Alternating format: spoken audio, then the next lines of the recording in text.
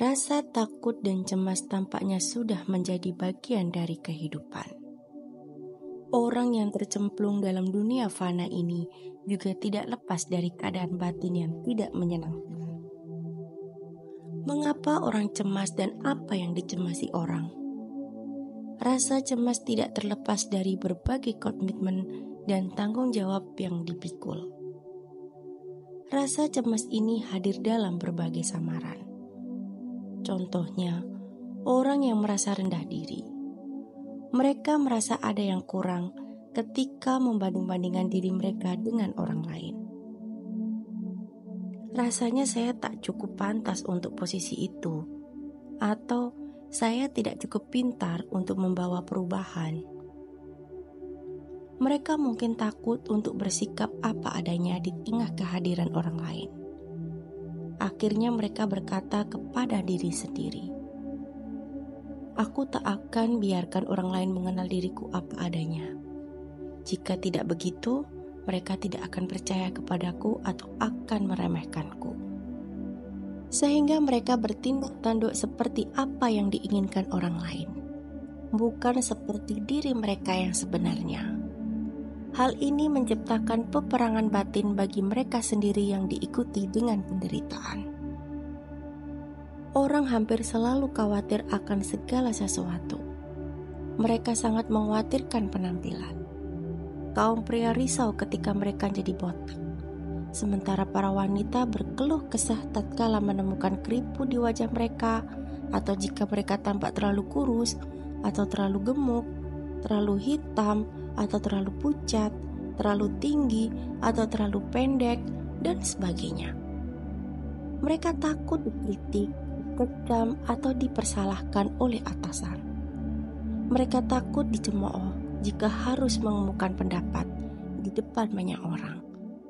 Namun menjadi marah kepada diri sendiri ketika orang lain mengemukakan gagasan yang sama dan dinilai berprestasi. Mereka merasa terpuruk saat dikritik, sekalipun mereka tahu bahwa kritik tersebut tidak benar dan tidak beralasan. Keluarga menjadi beban pikiran mereka. Rasanya saya bukan ayah atau ibu atau anak yang baik. Sebagian suami gelisah memikirkan istri jelita yang jangan-jangan sedang pergi dengan pria lain. Demikian juga para istri tidak tenang kalau suami mereka main-main dengan wanita lain dan meninggalkan mereka. Yang belum menikah cemas mencari jodoh, sedangkan yang sudah menikah merasa kesepian tanpa anak. Sebaliknya, yang punya anak terus-menerus mencemasi bagaimana cara terbaik membesarkan mereka. Sepertinya dia tidak lagi menyayangiku dan akan meninggalkanku, atau apakah mereka akan merawatku kalau aku tua nanti? Sebagian orang tua terlalu mencemasi keselamatan anak mereka, pusing memikirkan biaya rumah tangga, keamanan rumah, atau kesehatan orang yang mereka sayangi. Di tempat kerja, mereka sering menjumpai persoalan dalam menuaikan tugas dan sulit membuat keputusan. Apa jadinya kalau keputusanku salah? Haruskah aku melepas sahamku? Apakah karyawanku bisa dipercaya soal uang? Apa mereka menipu kalau aku tidak di tempat? Ada yang selalu takut rugi, khawatir tidak naik pangkat, atau takut terlalu dibebani tanggung jawab. Yang lainnya resah memikirkan rekan kerja yang iri. Akar rasa cemas. Di antara semua keadaan batin yang buruk, yang paling tidak sehat dan menyakitkan adalah rasa cemas yang berkepanjangan. Mengapa orang cemas? Ditilik dengan analisis terdalam, hanya ada satu jawaban. Orang menjadi cemas karena kehadiran konsep aku dan milikku, atau yang dikenal dalam ajaran Buddha sebagai ketidaktahuan akan diri. Ketika manusia mulai memikirkan sifat kehidupan dikarenakan kurangnya pengetahuan, mereka berpikir bahwa diri terdiri dari dua bagian, yaitu tubuh dan jiwa. Keduanya permainan dan nyata. Pemikiran ini memunculkan gagasan salah tentang adanya aku atau diri yang bersifat kekal. Gagasan tentang aku memunculkan gagasan milikku yang diikuti dengan kelekatan, nafsu, hasrat, mementingkan diri, tipu muslihat, keangkuhan, dan pemikiran buruk lainnya. Konsep tentang diri ini merupakan sumber utama dari segala masalah, berkisar dari pertikaian pribadi hingga peperangan antar bangsa. Dari gagasan tentang diri ini, orang percaya pada pandangan salah adanya suatu tubuh permanen yang mesti dipuaskan, dan akhirnya mencapai tingkat ekstrim berupa pemuasan nafsu. Rasa takut jika nafsunya tidak terpenuhi akan mendatangkan kecemasan. Jadi, rasa cemas tidak lain adalah keadaan pikiran negatif yang muncul dari kelekatan terhadap kesenangan duniawi. Semakin kuat kita melekat pada sesuatu, semakin kita takut kehilangan sesuatu itu. Dengan cara serupa, orang menjadi takut menerima atau bersinggungan dengan sesuatu yang dianggap tidak dikehendaki. Kelekatan pada hal yang menyenangkan dan ketidaksukaan pada hal yang tak menyenangkan akan mengundang datangnya kecemasan. Rasa cemas dan kesengsaraan yang dialami seseorang sesungguhnya tidak lain adalah akibat adanya interaksi antara keinginan mementingkan diri dengan kondisi dunia yang terus berubah. Kegagalan untuk memahami kenyataan ini adalah penyebab dari berbagai penderitaan.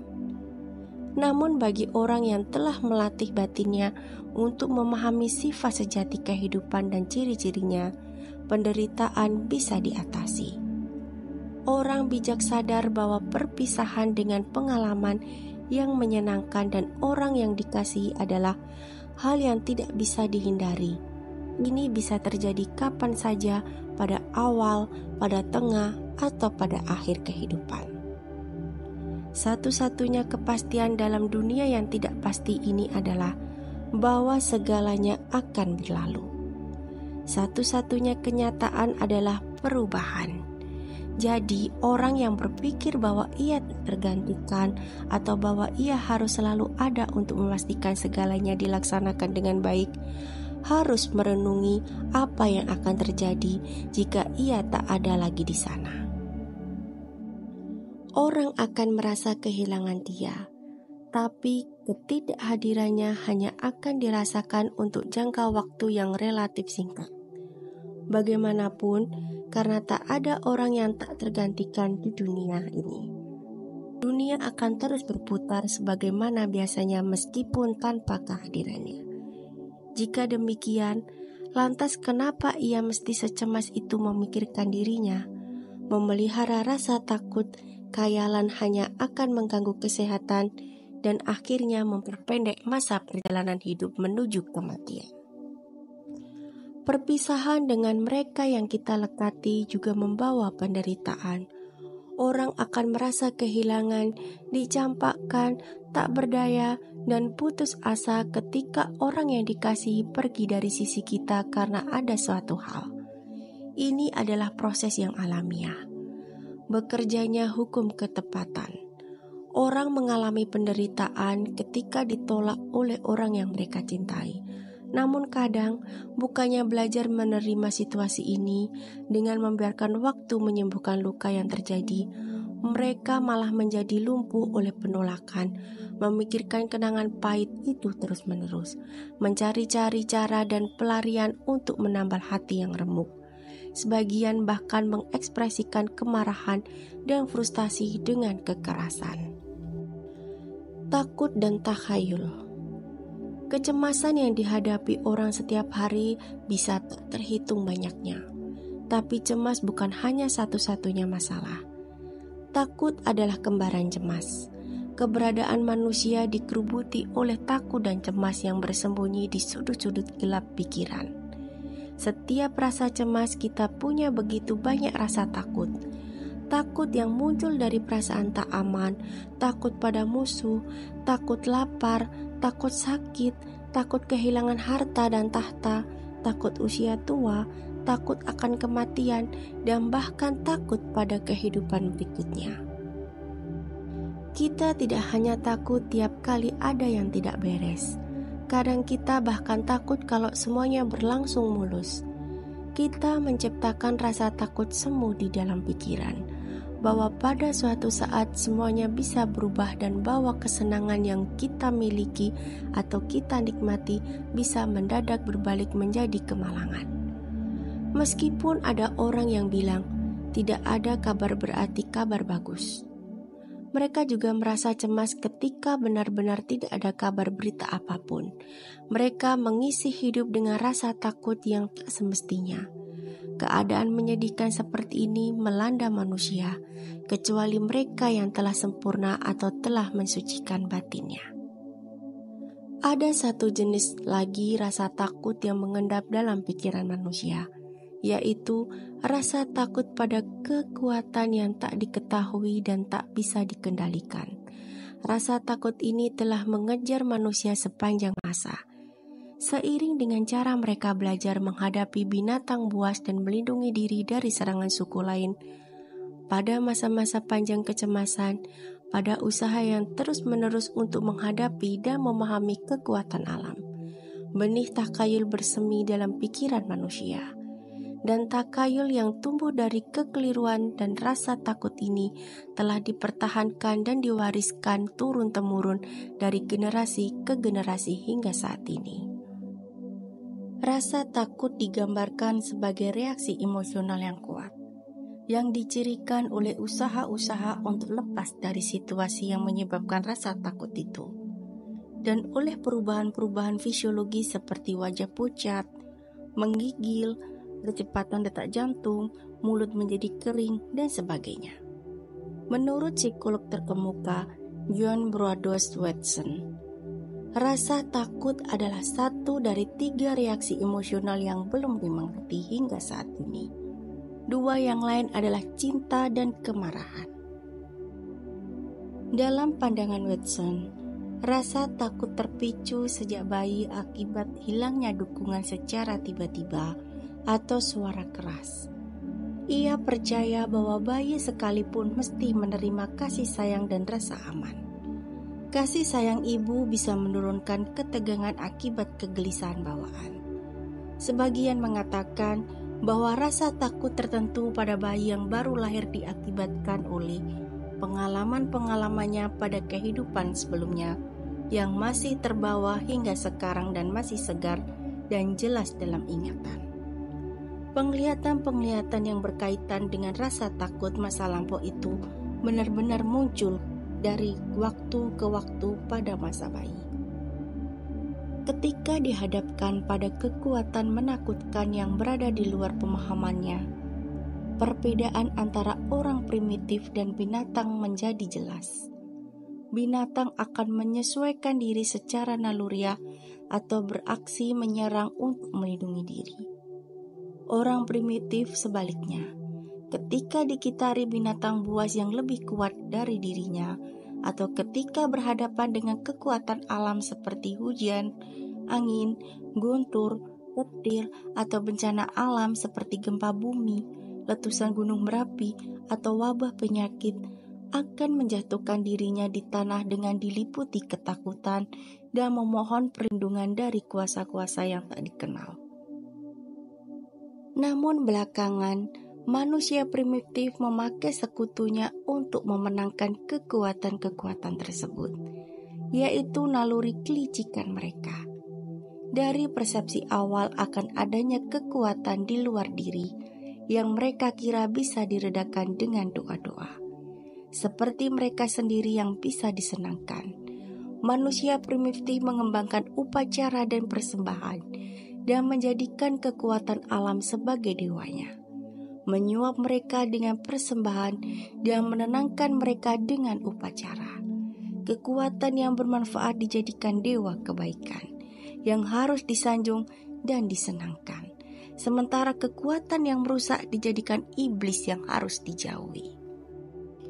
Rasa takut muncul pada mereka yang tidak mampu memahami hukum alam yang mendasar, baik sebagai pegangan maupun motif.